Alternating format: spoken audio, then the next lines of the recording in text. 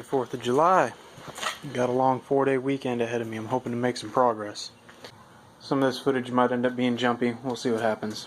But I'm just going to try to work on what feels natural as it comes to me. I went ahead and set the axle under here and got the crossover steering bar tie rod link installed. I'm running into some very tight fitment issues. If I start turning this knuckle towards the passenger side, that gap will close like that until it's touching. That's not even fully turned. At ride height, I don't think that's going to be a problem. But anyways, things I'm going to do to solve it. First, it's not even down on the spring pad. What's going on is my weld against the perch kind of walks over on top and it makes contact with the actual leaf spring. So I'll be taking the grinder and clearancing that weld a little bit there. It's not going to lose any strength. And I'll be double checking my U-bolts coming up from the bottom because we rolled this axle so far forward. I might have some clearances coming up through that little bubbled up weld right there, so I may run the grinder down in here a little bit too. So start with that and get this thing properly mounted in here, see if I can get some U-bolts on it just to hold it up. That'll help flatten out this joint a little bit and give me a little bit more clearances here. And then at ride height I shouldn't have any actual clearance issues with this turning left and right. However, at full droop is where I expect problems because the spring is going to arch a lot more in this area and it may make contact. If it does, I will deal with it as it gets here. So I'll deal with the problems as they arise.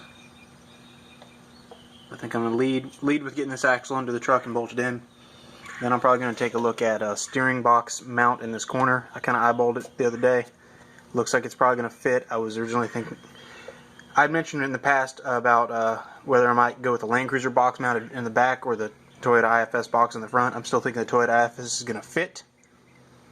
But I need to get it like clamped up here on a 2x4 or something, get it spaced away from this fender liner, and try to maybe mark out where I would need to cut this.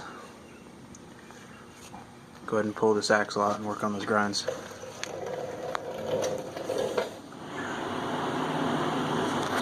I used the grinder, flattened out where that weld was against the perch. I don't think I'm going to have any problems now. A little bit ugly, but and then I kind of cleared up this weld a little bit. Totally strong in here. You already got quarter wall here in that piece, quarter wall on my perch, and plenty of weld. Kind of shows the ugly bubbles on the side of the weld when you get down in it like that, but that just may have to be what it is. Mostly worried about kind of rolling the clearance back in here. Essentially the leaf spring is going to sit flat on here, so those U-bolts and plates are going to be coming up perpendicular to spring perch, and this side's a little bit, it's kind of rolling itself forward instead of being vertical. It's kind of rolling itself that direction because of its interference there. But I actually think it's close enough now, it's going to be fine. Throw it under the truck and check first though. Another update. It's really hot out here today. I'm trying to get it to cool down a little bit. But anyhow, the clearancing and sanding on the perch bracket worked out great. Bolted it onto the leaf springs. I mocked up the tie rod, and then I screwed two 2x4s together, plus another little piece as an offset for my frame. I have not cut the fender yet, so I just kind of wanted to get an idea where it would sit. I rather like its positioning. The bottom of the box is pretty close to flat with the bottom of the frame. I mean, I don't think that it matters where it really goes. I think it's like every build is their own. You know, to each their own on where they put it. This is not fully tightened yet. It is likely that it's going to hit the frame as it swings inward, but I haven't actually checked it. If it does, I'm not too worried about it. I'm thinking I'll just cut a pipe, like a semicircle out of here, and cap it in there. That way this can pass through the frame. But the box is obviously going to have to move back almost 3.5 inches to touch the frame. This just gives me an idea where the cut outline would be. You can use a pencil or something and scribe the line around the steering box. But anyhow, got the drag link, which is what I'm going to call this one, going down, and then the actual tie rod going across. So I have the ability to, you can hear that thing cavitate a little bit. I have the ability to steer and stuff. But at the moment, I'm just taking and putting pressure on this side. And at this point, it's high enough that the jack is not touching. So I'm just trying to get an idea if that was going to hit, and I definitely think it is. As this side comes up under compression, these are going to make contact at some point if you pressed hard enough. So I do think that I need to at least move this steering box forward an inch to an inch and a half and try again. I'll probably just loosen this C-clamp and tap this thing forward with a hammer and keep checking it.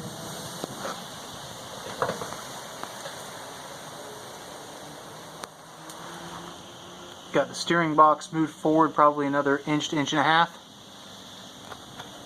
And I'm trying to check clearances as I move the steering to the left and right.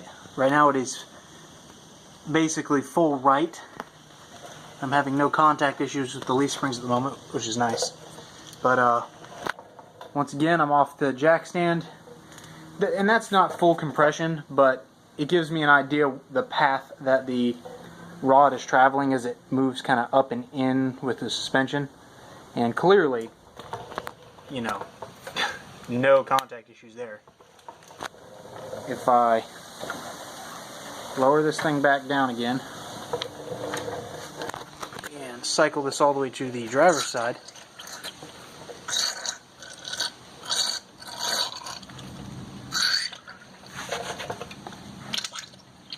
alright, that's full driver's, so turning left.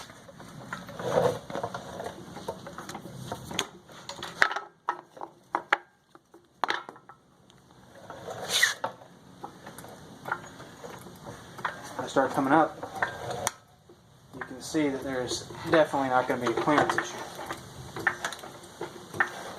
Basically, if I'm either steer, I've got no problem.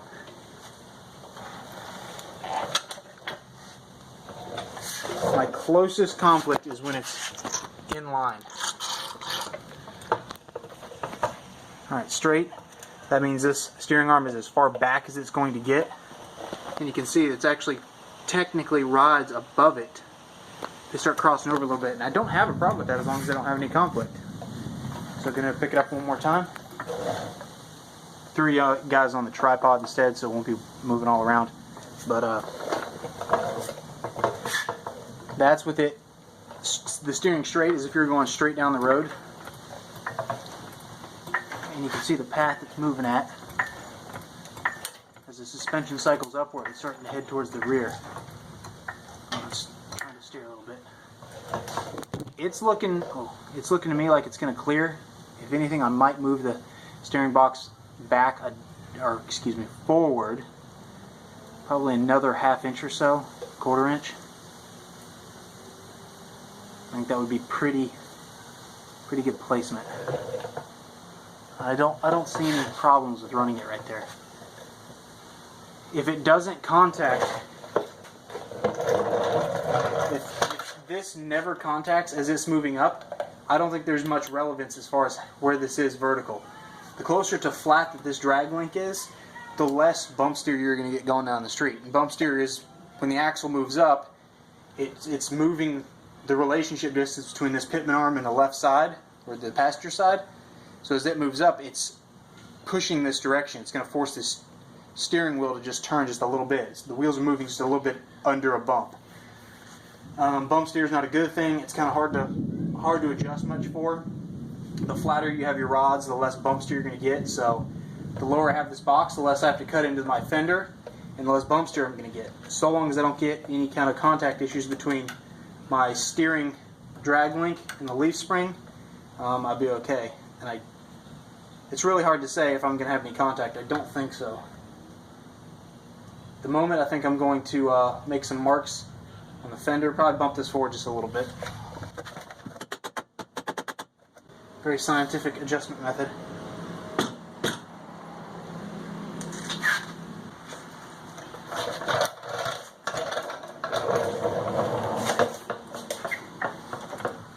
See, that's enough that it'll clear all day long. You'll never have a conflict. It's never going to interfere there, which is nice. And like I said, as they steer, they get farther apart from one another. If I go a little bit higher with the box, I'm guaranteeing more clearance to that steering rod. I think I'm going to go up a little bit with the box. I don't want to run into compression issues here. Okay, I like that steering box location quite a bit. I might come up just a little bit higher with it, but for now I think that's okay. I'm going to go ahead and mark the front of it at the fender. And a few spots. I've mentioned this before, this is the plate that's supposed to go on here for the box. Definitely going to be modifying this to fit better. I'm sure this will probably get rounded up here so I can weld it flat to the frame. On the, I've mentioned this previously, on an IFS Toyota, the box is actually tilted.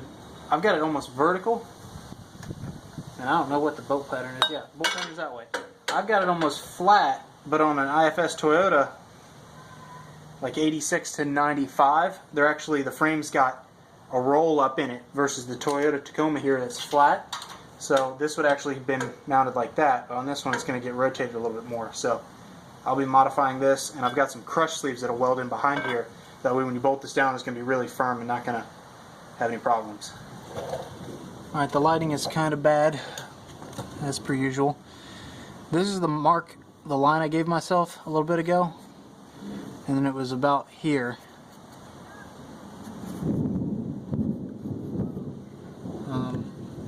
It looked pretty good. Take a straight edge and give myself a better line. Let's see.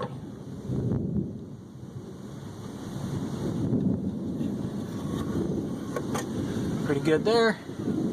All the way down here is a little clip here. Some wiring clips in the back up here. But I need to clearance some space for that steering box to go. And while that's pretty good, I can tell you that this currently has a 1-inch body lift on it. I still have intentions of taking those off. Some guys swear they're the worst idea in the world. I definitely don't condone one. They're not amazing. I was having clearance issues and I did a 1-inch. I didn't do a 3 or a 2 or a 4 or something crazy. I did a 1. I think that's understandable if you're having clearancing issues. You just got to be checking your body, your cab mount bolts more regularly. But anyhow, I intend to take that off. In doing so, I am going to drop the body another inch from where everything is mounted. So this vertical line at the top is not going to be enough room for clearance. So I actually need to cut the line another inch higher than that. And this square I have right here is about 1 inch thick. So I put it up there and run a line like that. It's a pretty good approximation of where I should be cutting instead. I also know from checking the steering box a second ago that if I come 2 inches back, which I can see the 2-inch mark, which is about there, and you go another 1 inch up, which is about here, it'll clear that high portion of the box. So, and I think since there's already a hole in the frame right there, I'll probably try to come into the tangent of that hole. And I'm going to come over and give myself about 4 inches.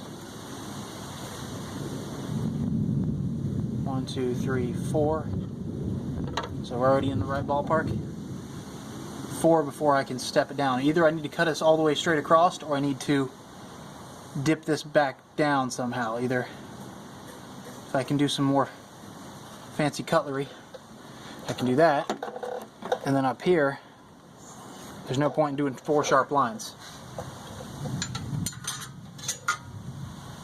I can I'll tell you what I try to do now is, tech tip, if you're going to change direction on any kind of sheet metal or tin like this, you want this to be a round corner.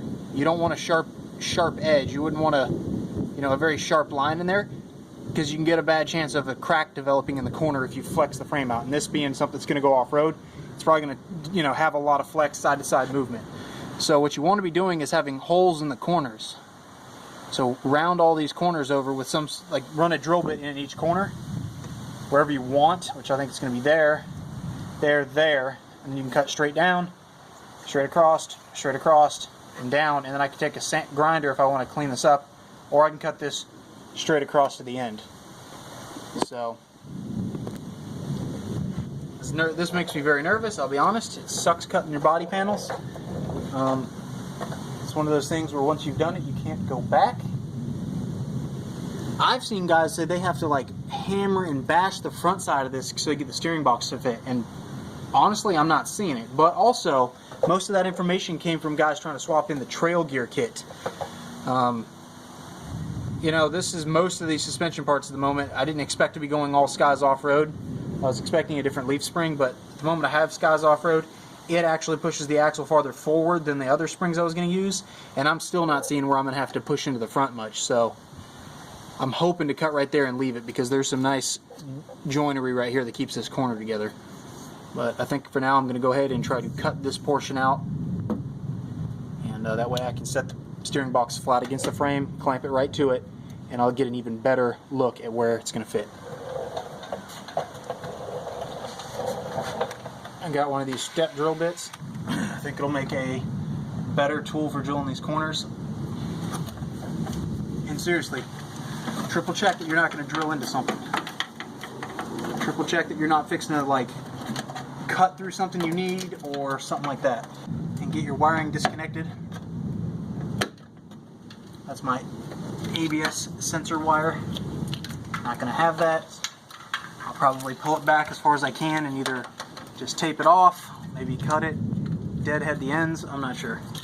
But for now, get it out of the way. If I can find a spot for it. Alright, there's nothing behind this sheet metal.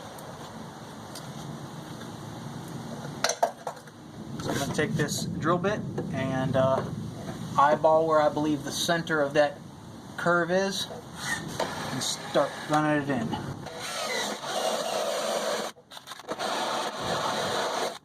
And for those of you who've never used a step drill bit, get you a good one. This is by Irwin. It goes from a 3/16 hole at the tip all the way up to a 7/8 at the bottom. I mean, for sheet metal like this, you can't beat it. Beautiful corners.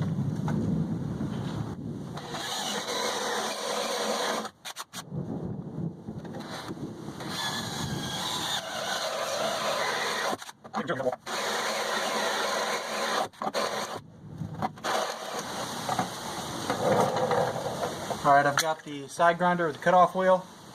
I'm pretty stable at using one, I think, so you could use a jigsaw. It would probably work pretty good, but I think you're going to might have some clearance issues in these corners. So I should be able to get it done with the side grinder. And there's nothing behind it, so make it a one and done kind of cut.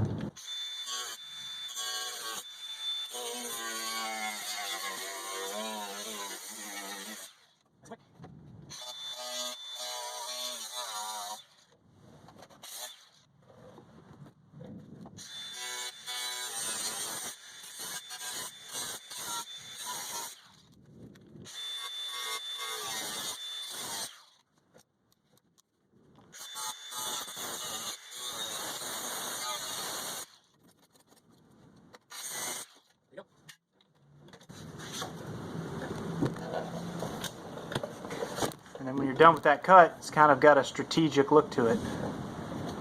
Like I planned it out. I'll take the side grinder and clean up this like double hole spot until it's flat. Run this down.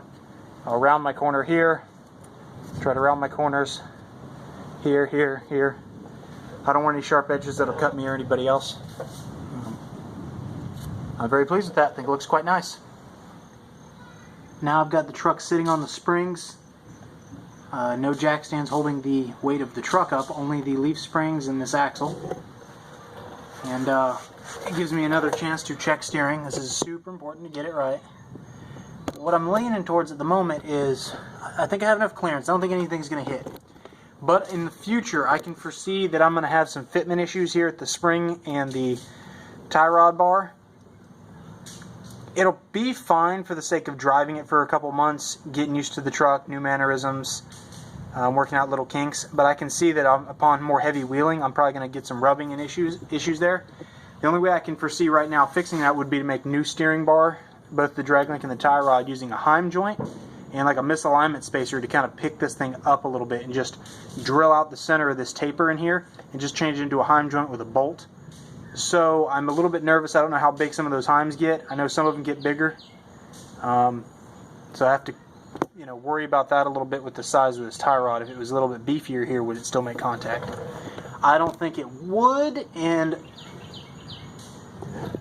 what I'm thinking at the moment, though, is since it's so close, I think I'm going to eyeball. It's very hard to show on camera. I think I'm going to eyeball this rod and this rod being parallel to each other at ride. No angle to it, because currently it's closer together. They're almost, the edge of this and the front edge of this and the rear edge of this one are almost in the same exact plane, where down at the other end they have a bit of a spacing difference. So I think I'm going to go ahead and eyeball it. It's really hard to show you on camera, but I think I'm going to eyeball that parallel, and that'll be how far I push the box forward.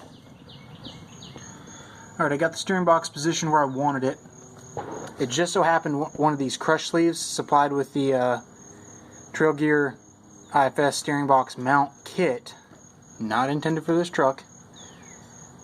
One of those anti-crush sleeves that sits on the frame just so happened to sit right on top of this frame and line up very, very close to where I wanted it. In fact, it pulled the box up just a hair, not enough that I was worried about it. So I used a one of these little, some of you guys have seen these before, those little Razzly magnets. They make noise.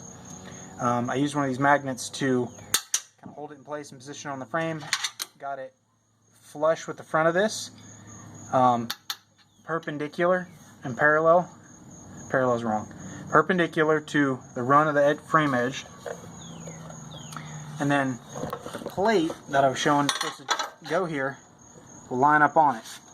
Be able to drop a 1/2-inch bolt through it. But this, to figure out where those other two holes are, I first need to throw the steering box back up there and make sure it's in the position I want it to be. I'm only going to mark this hole right here. The reason for that is that this other front mounting hole on the steering box has been wallowed out by a previous owner. It's a used box. I just got it from some guy. Just got it from some random guy, and this thing was so janky how it was bolted to the frame of the other truck. I wouldn't have rode it on the street, that's for sure. It was super dangerous looking.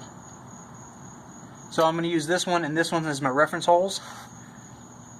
And then I can take the frame plate that has those two holes are in the correct position. I can use those to find the third one on the frame over here and not worry about this walled out one.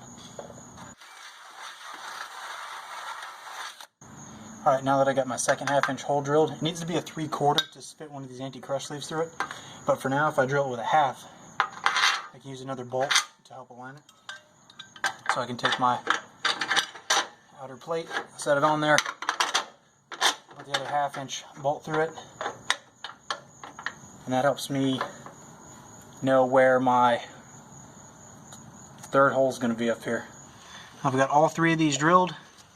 All three of the bolts do go in. They're a little bit tight. I'll probably run a 1/2-inch through them just to kind of make sure they're all smooth all the way through. But they are a little snug. They're in there. While I have it clamped and sitting in the position I want, I'm going to go ahead and weld this one to the top of the frame. It's been the most problematic. I've had the weld already break on it when I was doing some mock-up. My little tack welds broke, and I had my welder running a little too light duty. So I think I'm going to go ahead and fire it up and just run a bead across here while everything's clamped in place. I don't want this one to move. It's very crucial it stays in place. But this is where the plate goes. I'm still going to probably either cut this straight down, or maybe I'll run an angle back and have the frame stiffener kind of meet up into a V and match that angle. that I cut, or I might just, it doesn't matter, it really doesn't matter. The front, I'm probably going to cut that little bit of curve in it. I might try to make it match the radius of the one behind it, but I will be cutting it off probably flat right here. I don't see a point running a peak out. It just leaves a place to melt crazy when you weld. Looks pretty good. Maybe I can get you an inside view.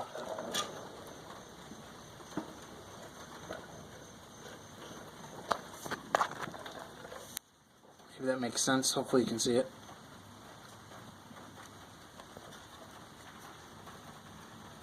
The sleeves stick out on this side, and that's fine. That's where the nut will tighten down to, and I can weld around this seam here. Same for this one, and same for this one back here. It's got the most.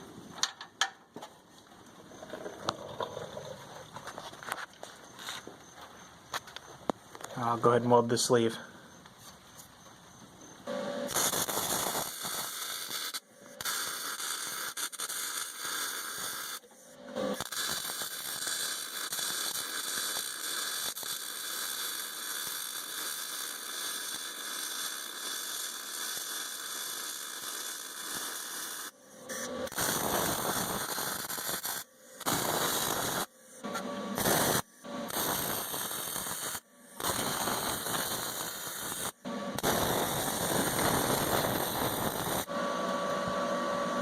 Just finished welding the ends of the tubes. I'll be grinding that back flat so I can clamp that 1/4-inch plate to the face of this.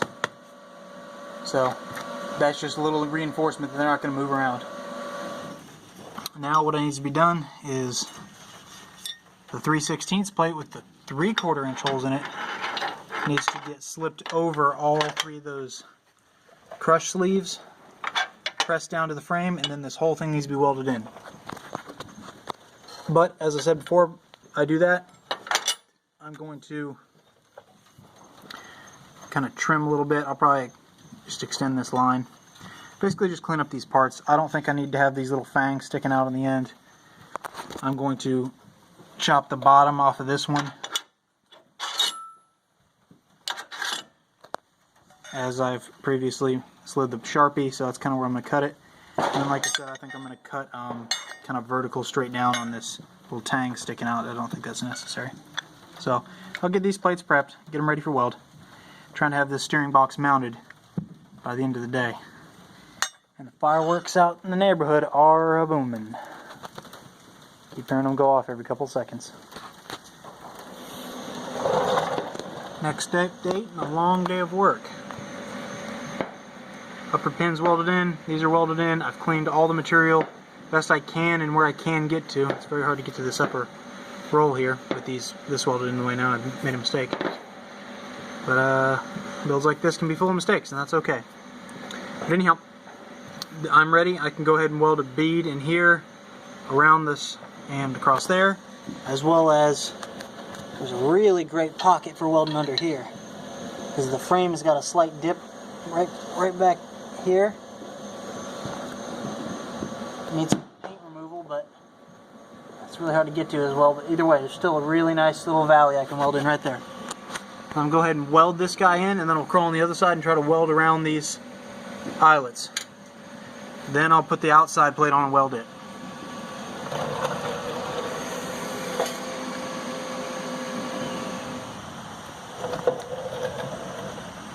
Some follow up to yesterday's.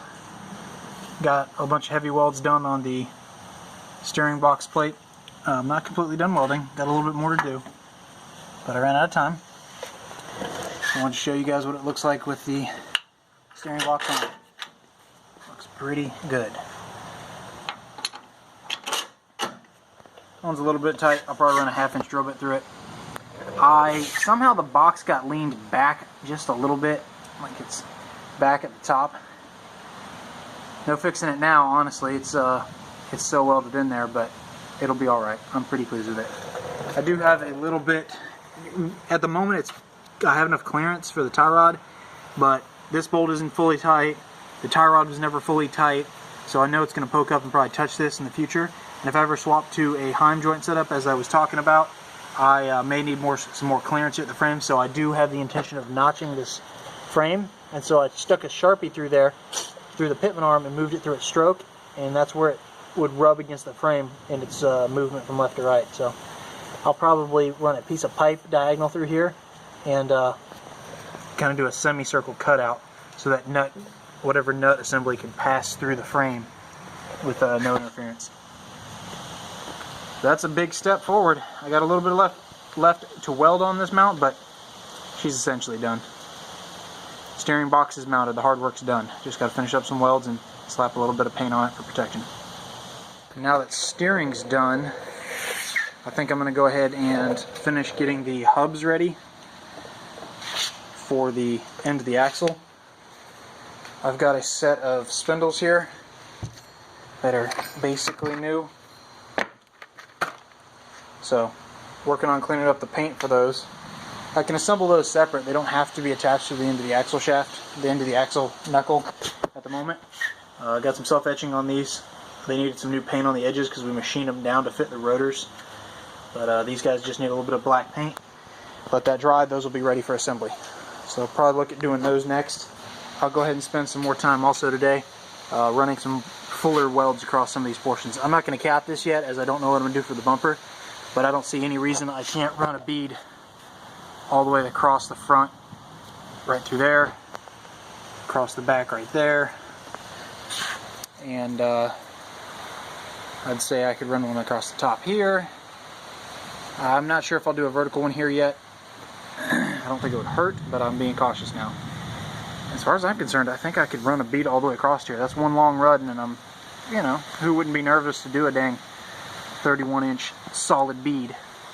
Some guys would stitch that in a couple inch sections at a time. I'm thinking about doing one full weld. But if I at least get the horizontals welded here and across here, this thing ain't gonna go anywhere. And I feel a lot better about flexing it out. That'll be on another episode though. For now, I'm gonna call it at the steering box.